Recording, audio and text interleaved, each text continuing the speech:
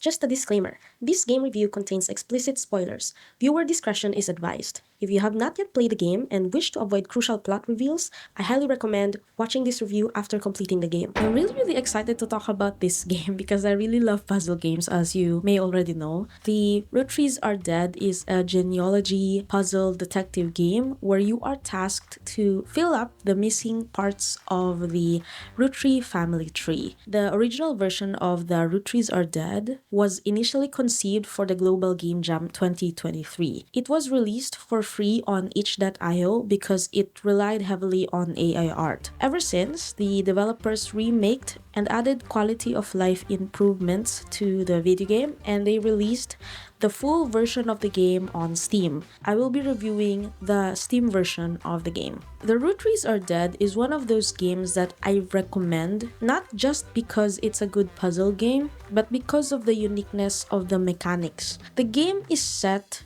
inside your office slash probably your home, and there's not a lot of spectacle in the game. If you love puzzles, then you're going to be easily hooked in. It's like being asked by a relative to solve your own family tree, and I find that fascinating because the game anchors on the fact that you, the gamer, if you're interested in puzzles and riddle solving, then the game does not even have to try that hard to convince you to play the game. Now let's jump right in. There are pros and cons to this game, so let's talk about the pros. I love The Roottrees Are Dead because it's not very limiting. If you have older people at home and you want to involve them in your gaming journey, then this is one of those games that will not isolate your playmates because it only requires one person to add in and input the answers, but it can involve a lot of people in playing it. I actually played this game with my best friend,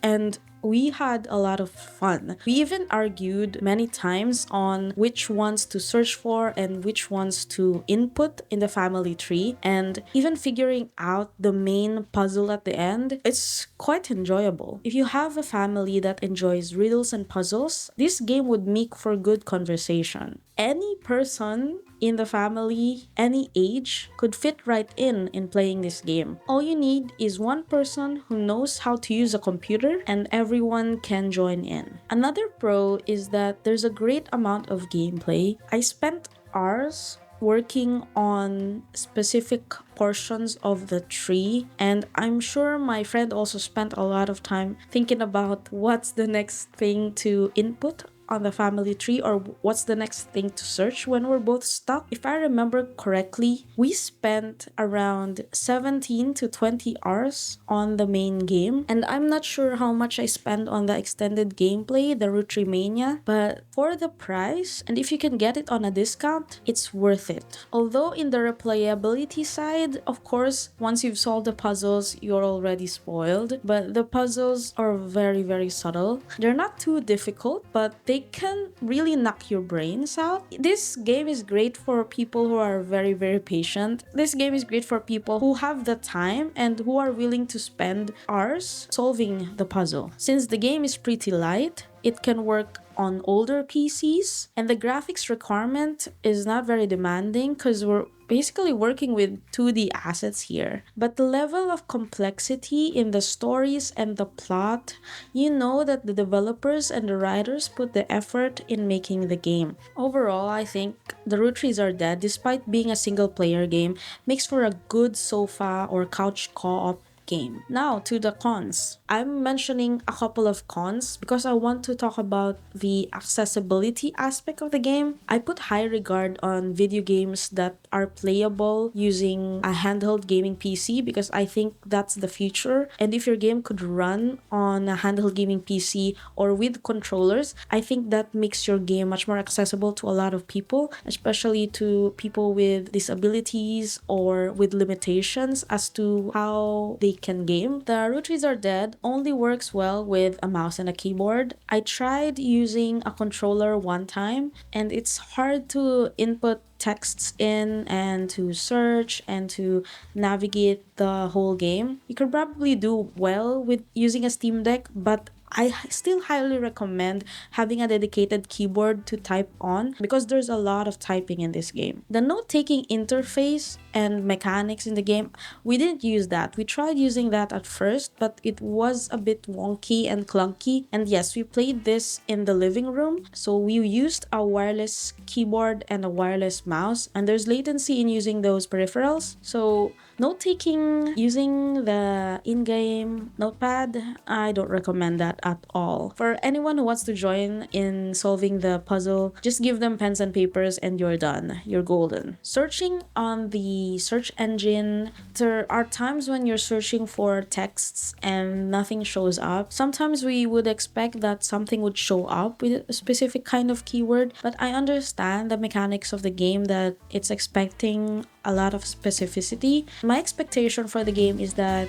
it's close to real life when you're searching on a search engine like in Google and all that, and then you're not gonna see any results. It's not a deal breaker, but it could be something that breaks the immersion for the gamers. Another con is that the game felt overwhelming a lot of the time because if you're solving something and you're also doing something else in your life, it can feel like it's taking up a lot of your mental energy because there's a lot of solving going on. Now, that's not really a con for us. When we played the game, it was really enjoyable. We didn't want to stop playing the game until it was morning. So, yeah, we really enjoy the game. But if you're someone who doesn't have a lot of energy or time and you have a lot of other responsibilities, you might feel the pressure to finish the game, or you might not be able to finish the game at all because it requires a lot of commitment to finish. Mind you, we spent 17 to 20 hours playing the game, so that's a lot of time to dedicate to a game just to see the game and see it through until the end. So yeah, consider your choices in life. Yeah, basically I just recommend it. I love the game and I'm looking forward to the developer's next game. So yeah, this is just it for me for now. I'll see you guys again next time.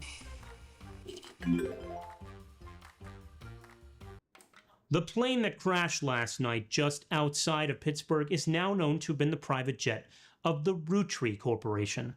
Local aviation authorities have speculated, based on the pilot's final communication, that the winter storm and heavy winds played a significant role in the crash. On board were multiple family members, including corporate president Carl Roottrees and his daughters, the Roottrees sisters, best known for their fashion lines and modeling careers. There were no survivors. Again, for those of you just joining us, the Roottrees are dead.